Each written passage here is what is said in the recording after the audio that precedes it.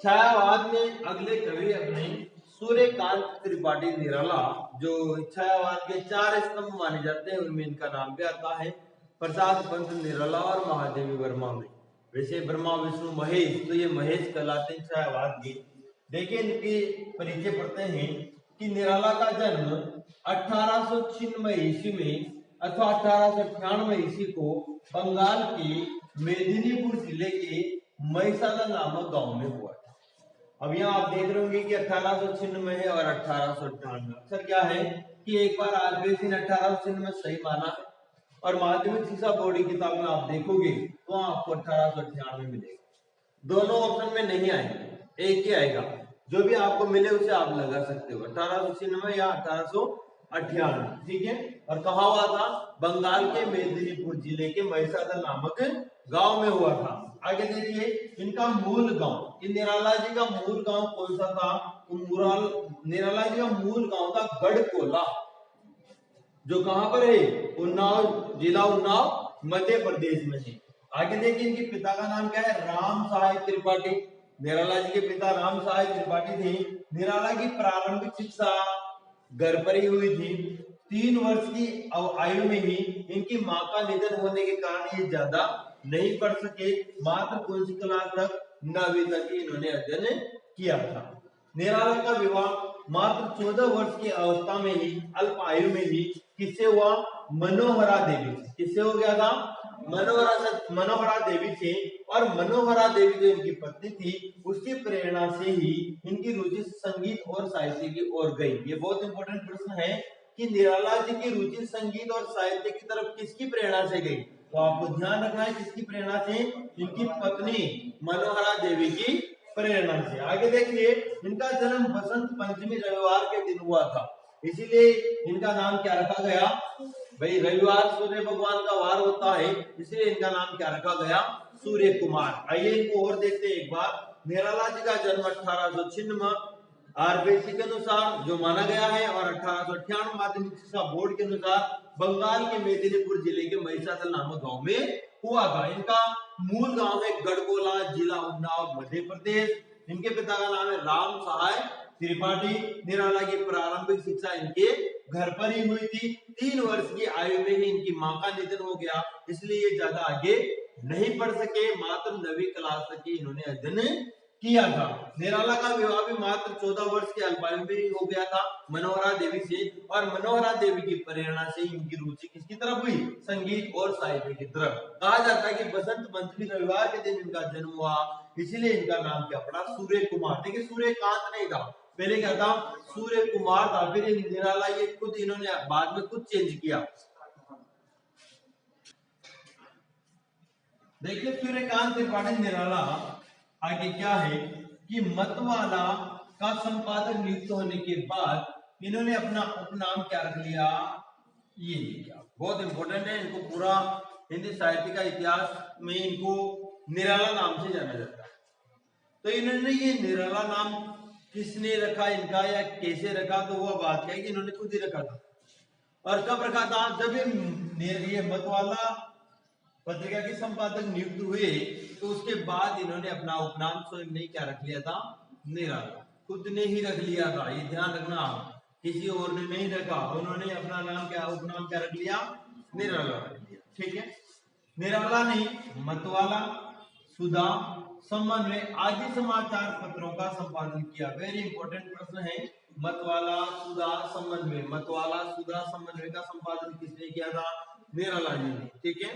आगे देखिए आप निराला को अपने जीवन काल में देखो माता, पिता, पत्नी, भाई, पुत्र व पुत्री का विछोह सना, इतने सभी लोगों का, इनके परिवार के सभी लोगों की मृत्यु हो गई थी इनके जीवन काल। बहुत दुखी थे ये, बहुत दुख देखा है इन्होंने। तो कह सकते हैं माता का निधन हो गया था 3 वर्ष के, तो फिर पिता का हो गया, इनके साथ उसके बाद पत्नी का हो गया, भाई का निधन हो गया, पुत्र का हो गया, और पुत्री जो सरोज है उसका भी निधन हो जाता है। निराला का अंतिम समय विक्षिप्त अवस्था, के विक्षिप्त प्लस अवस्था यानी दुख से भरा हुआ था। अंतिम समय दुखों में बीता इनका। पुत्री सरोज की स्मृति में इन्होंने क्या लिखा? सरोज स्मृति नामक ये शोक गीत है, दुख में गाया हुआ गीत है। जब इनकी पुत्री सरोज का भी निधन हो गया तब इन्होंने सरोज की स्मृति में क्या लिखा, शोक गीत लिखा सरोज स्मृति से। अब देखो निराला को क्या क्या कहा जाता है, वेरी इंपॉर्टेंट, कहीं से भी इसमें से प्रश्न आ सकता है कि निराला को क्या क्या कहा जाता है। देखो छायावाद का रुद्र कहा जाता है। भाई छायावाद के तो कवि है सही, तो अपने को ध्यान रह जाएगा रुद्र, रुद्र भी तो रुद्र अवतार वही शिव जी से संबंधित है ना। और छायावाद का महेश, शिव जी है सही, ये हम जानते हैं, इनको छायावाद महेश कहा जाता है। ब्रह्मा किसको कहा जाता है, प्रसाद जी को, और वो क्या कहते हैं विष्णु पंत जी को कहा जाता है, और महेश निराला जी का। ब्रह्मा विष्णु महेश प्रसाद पंत निराला। छायावाद में कठिन काव्य का प्रेत, तो भूतों की लेके टोली चले भोलेनाथ, तो महेश कहा जाता है ना इनको, तो प्रेत भूत होते हैं ना, ऐसे याद रखना। छायावाद में कठिन काव्य का प्रेत भी किसको कहा जाता है, इन्हीं को कहा जाता है, निराला जी को ना। या फिर ऐसे याद कर लो भाई, प्रेत क्या होते हैं, निराले होते हैं, निराले होते हैं ना प्रेत। कोई कहाँ क्या कटी जा रहे, कोई कटी जा रहे, दांत कटी जा रहे, ऐसे है ना। आगे देखो, अद्भुत जिजीविषा का कवि, वो तो है ही, दिख ही रहा है हमने। माता का निधन हो गया, पिता का हो गया, पत्नी का हो गया, भाई का हो गया, पुत्र का हो गया, पुत्री का हो गया, फिर भी लिखते जा रहे हैं सर। अद्भुत जिजीविषा, अद्भुत जीने की क्षमता है इनमें, जीवन जीने की इच्छा, जिजीविषा, तो वो अद्भुत है इनके अंदर, इसलिए इन्हें अद्भुत जिजीविषा का कवि कहा जाता है। आधुनिक काल का गोरखनाथ, जाग मचंदर गोरख आया, पढ़ा था अपने गोरखनाथ, अपने गुरु को जगाया था उन्होंने, तो ये आधुनिक काल के गोरखनाथ हैं। कई कवियों को जगाया इन्होंने, मान लीजिए ऑर्डर धानी, ऑर्डर धानी कोई टेंशन नहीं, मतलब अपने मन, अपने क्या कह सकते हैं, अपने जीवन में मस्त रहने वाले, दुखों को भी सहन करने वाले। दारागंज का संत, उत्कट अभिलाषा का कवि, अभिलाषा यानी कि इच्छा, और महाप्राण भी इन्हें कहा जाता है। दोबारा देखिए आप, निराला को छायावाद का रुद्र, छायावाद का महेश, छायावाद में कठिन काव्य का प्रेत, अद्भुत जिजीविषा का कवि, आधुनिक काल का गोरखनाथ, ओडरदानी, दारागंज का संत, उत्कट अभिलाषा का कवि, वह महाप्राण भी कहा जाता है। दोबारा देख लीजिए आप, मतवाला का संपादक नियुक्त होने के बाद इन्होंने अपना उपनाम क्या रखा, निराला। निराला ने मतवाला, सुधा, समन्वय आदि समाचार पत्रों का क्या किया, संपादन किया। निराला को अपने जीवन काल में माता, पिता, पत्नी, भाई, पुत्र व पुत्री का विछोह यानी कि उनका वियोग सहना पड़ा, और निराला का अंतिम समय बहुत ही विक्षिप्त अवस्था के दुखों में बीता था। सरोज की स्मृति में उन्होंने सरोज स्मृति नामक शोक गीत की रचना की। निराला को छायावाद का रुद्र, छायावाद का महेश, छायावाद में कठिन काव्य का प्रेत, अद्भुत जिजीविषा का कवि, आधुनिक काल का गोरखनाथ, ओडरदानी, दारागंज का संत, उत्कट अभिलाषा का कवि और महाप्राण भी कहा जाता है। फिर आगे बढ़ते हैं, देखो इनके बारे में देखिए। निराला की विचारधारा पर स्वामी रामकृष्ण परमहंस और स्वामी विवेकानंद का गहरा प्रभाव पड़ा। पूछा जा सकता है कि निराला की विचारधारा पर किन विद्वानों का प्रभाव पड़ा, तो स्वामी रामकृष्ण परमहंस और स्वामी विवेकानंद की विचारधारा का गहरा प्रभाव इनकी विचारधारा पर पड़ा था।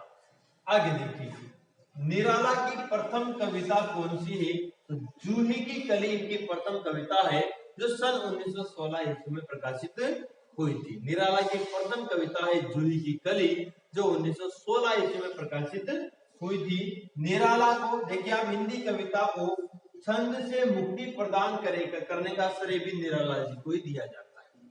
ठीक है, डायरेक्ट क्वेश्चन आ जाता है कि हिंदी को छंद से मुक्ति प्रदान करने का श्रेय किसे दिया जाता है, तो नाम आता है निराला जी का।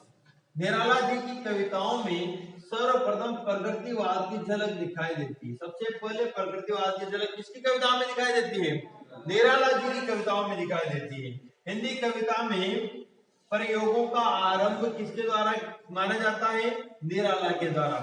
प्रगतिवाद में देखिए आप, प्रयोगों का आरंभ भी किसकी कविता में माना जाता है, किसके द्वारा माना जाता है, निराला के द्वारा। सबसे पहले प्रयोगों का आरंभ किसने किया, निराला जी ने किया हिंदी कविताओं में। अब देखिए निराला जी की काव्य संग्रह कौन कौन से हैं, बहुत इंपोर्टेंट है।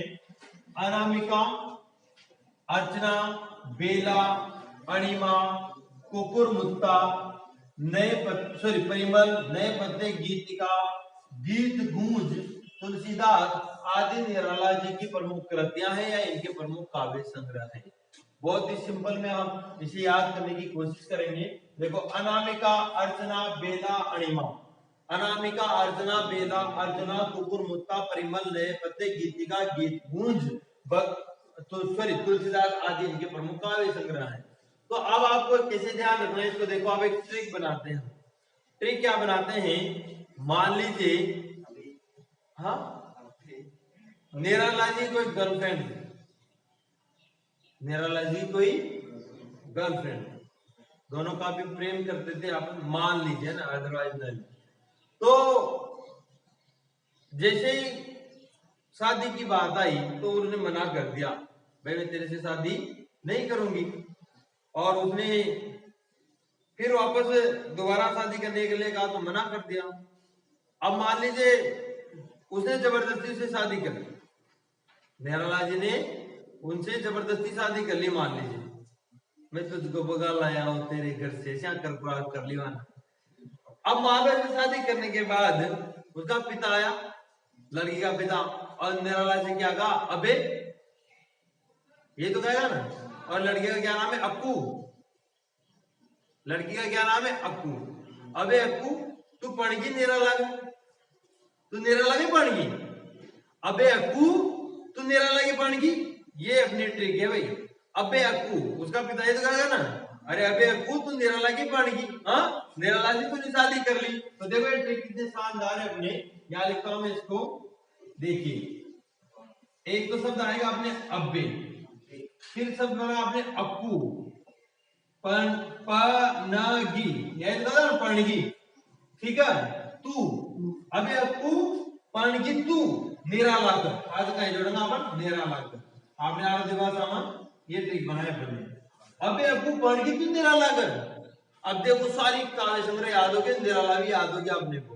देखिए अब से क्या बनेगा, अपने दो आएंगे, अनामिका, अर्चना, क्लियर। बे से देखो आप बेला, फिर अगले अ से क्या आएगा, अणिमा, फिर देखो आप कु से कुकुर मुत्ता, प से परिमल, न से नए पत्ते, गी से देखो दो आएंगे ना, गीतिका और गीत गूंज, और देखो अब तू से क्या आएगा, तुलसीदास। सब ये निराला से, निराला की काव्य कृतियां हैं, निराला के काव्य संग्रह हैं। अबे अक्कू तू पनगी निराला कर, हो गया। आगे देखिए इनके प्रसिद्ध उपन्यास कौन कौन से हैं निराला जी के, बिल्लेसुर बकरिया, प्रभावती, काले कारनामे, चोटी की पकड़ और चतुरी चमार आदि निराला जी के प्रसिद्ध उपन्यास हैं। निराला जी के प्रसिद्ध उपन्यास देखिए, बिल्लेसुर बकरिया, प्रभावती, काले कारनामे, चोटी की पकड़ और चतुरी चमार इनके क्या है, प्रसिद्ध उपन्यास है। तो आपको कैसे याद करना है इसको भी, विप्र का चोच, विप्र का चोच, देखो आप चोच होती है ना पक्षियों के, तो ये एक शब्द हो गया अपने चोच। अब आपको का भी सिंबल है और एक आगे आता है ना आपको विप्र का, यानी कि चोच किसकी है, विप्र का चोच निराला के उपन्यास, या निराला लिख लो पीछे, विप्र का चोच निराला, विप्र का चोच निराला, वेरी सिंपल है। विप्र का चोच निराला के उपन्यास है, विप्र का चोच निराला के उपन्यास है, विप्र का चोच निराला के उपन्यास है। तो बी से बिल्लेसुर बकरिया, प्र से प्रभावती, का से काले कारनामे, चो से चोटी की पकड़ और च से चतुरी चमार, ये सभी निराला जी के क्या है, उपन्यास है। आगे बढ़ते हैं,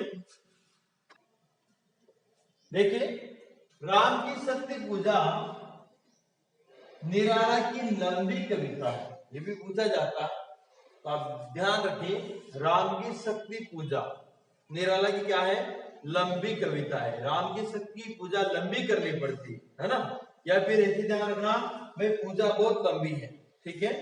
तो राम की शक्ति पूजा निराला की क्या है, लंबी कविता है, जिस पर बंगला की कृत्तिवास रामायण का प्रभाव दृष्टिगत है या देखा जाता है। बंगाल में जो कृत्तिवास रामायण लिखी गई उसी के अकॉर्डिंग इन्होंने क्या लिखी, राम की शक्ति पूजा, कि बंगला के कृत्तिवास रामायण का प्रभाव निराला की किस कृति पर देखा जाता है? राम की शक्ति पूजा पर देखा जाता है, जो उनकी लंबी कविता। आगे देखिए, राम की शक्ति पूजा ध्वन्यात्मक बिंबों से युक्त है। फिर देखिए, तुलसीदास जो इनकी अगली कृति है, तुलसीदास कठिन छंद साधना का प्रतीक है। इनकी कौन सी कृति कठिन छंद साधना का प्रतीक है? तुलसीदास। तो आगे देखो, तुलसीदास ने कठिनाइयों में समय बिताया, ऐसे याद कर लेना। कुकुर मुक्ता, रानी और कानी, महंगू महंगा रहा आदि कविताएं देसी टटके के शब्दों का सौंदापन लिए हुए, यानी कि देसी भाषा के शब्दों का इनमें मिश्रण है। तो आप ध्यान रखेंगे, इसको एक साथ याद कर लेना चाहो तो कु राम ऐसे करके हम इसे याद कर सकते हो, या राम कु कर लेना ना। डॉक्टर राम कुमार वर्मा ने निराला की साहित्य साधना शीर्षक से निराला की जीवनी लिखी। बहुत ज्यादा इंपॉर्टेंट प्रश्न है भाई ये तो। निराला की जीवनी किसने लिखी? डॉक्टर राम कुमार वर्मा ने। और किस शीर्षक से लिखी? निराला की साहित्य साधना। किसने लिखी? डॉक्टर राम कुमार वर्मा ने। क्या लिखी? निराला की जीवनी लिखी। और किस शीर्षक से? निराला की साहित्य साधना। डॉक्टर राम कुमार वर्मा ने निराला की साहित्य साधना शीर्षक से निराला जी की जीवनी लिखी थी। लास्ट देखिए आगे कि दिग जीवन जो पाता ही आया है, विरोध का घोष करने वाले शक्तिशाली कवि निराला को कौन सी ऋतु सबसे ज्यादा प्रिय थी? वर्षा। कौन सी ऋतु? वर्षा ऋतु। सबसे ज्यादा निराला की प्रिय ऋतु थी वर्षा ऋतु। वर्षा निराली होती है, कभी यहाँ गिरती है कभी वहां गिरती है, ऐसे याद करेंगे अपन, ठीक है। तो देखिए, राम की शक्ति पूजन निराला की लंबी कविता है, जिस पर बंगला की कृतिवास रामायण का प्रभाव देखा जाता है। राम की शक्ति पूजा ध्वन्यात्मक बिंबों से युक्त है। तुलसीदास कठिन छंद साधना के कवि, तुलसीदास इनकी जो कृति है वो कठिन छंद साधना की प्रतीक है, और इन्हें कठिन काव्य का प्रतीक भी कहा, प्रेत भी कहा जाता है। इसमें किसमें छायावाद। कुकुर मुक्ता, रानी और कानी, मंगा रहा आदि इनकी देशी टटके की कविताएं हैं, जो देशी शब्दों का सौंदापन लिए हुए हैं। और डॉक्टर राम कुमार वर्मा ने निराला के साहित्य साधना शीर्षक से निराला जी की जीवनी लिखी है। दिग जीवन जो पाता ही आया है, विरोध का घोष करने वाले निराला जी को वर्षा ऋतु सबसे ज्यादा प्रिय थी, ठीक है। देखिए, अब अपने पाठ्य पुस्तकों में कुछ इनकी कविताएं ली गई है, उनका भी जिक्र यहाँ कर लेते हैं। उत्साह जो गीत है वो एक क्या है? आह्वान गीत है। यही क्वेश्चन आ जाए कि ये क्या है? आह्वान गीत है। उत्साह एक आह्वान गीत है, जिसमें किसको संबोधित किया गया है? बादल, ठीक है। निराला जी का जो उत्साह गीत है वो एक आह्वान गीत, यानी कि आह्वान मतलब बुलाना, और इसमें किसको संबोधित किया गया है? बादल को संबोधित किया गया है। अगला इनकी कविता है अट नहीं रही है। अट नहीं रही है फाल्गुन की मादकता आह्वानम। तो अट नहीं रही है कविता में फाल्गुन की मादकता का वर्णन किया गया, ठीक है। आगे देखो, अगली कविता इनकी बादल राग। बादल राग कविता निराला के अनामिका नामक काव्य संग्रह में 6 खंडों में, अनामिका नामक काव्य संग्रह में कितने खंडों में प्रकाशित है? 6 खंडों में। और अपने पुस्तक में उसका कौन सा खंड लिया गया है? 6ठा खंड लिया गया, ये भी इंपॉर्टेंट है।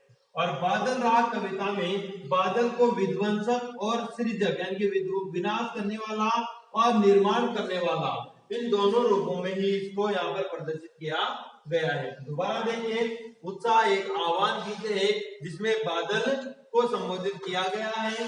अट नहीं रही है कविता में फाल्गुन की मादकता का वर्णन किया गया है। और बादल राग कविता निराला जी के अनामिका नामक काव्य संग्रह में 6 खंडों में प्रकाशित है, जिसमें से अपने पाठ्य पुस्तक में उसका 6ठा खंड अवतरित या 6ठा खंड लिया गया है। और बादल राग कविता में जो बादल है वो विध्वंसक और सृजक दोनों रूपों में सामने आया है, ठीक है। ये अपने निराला जी का परिचय कंप्लीट हुआ।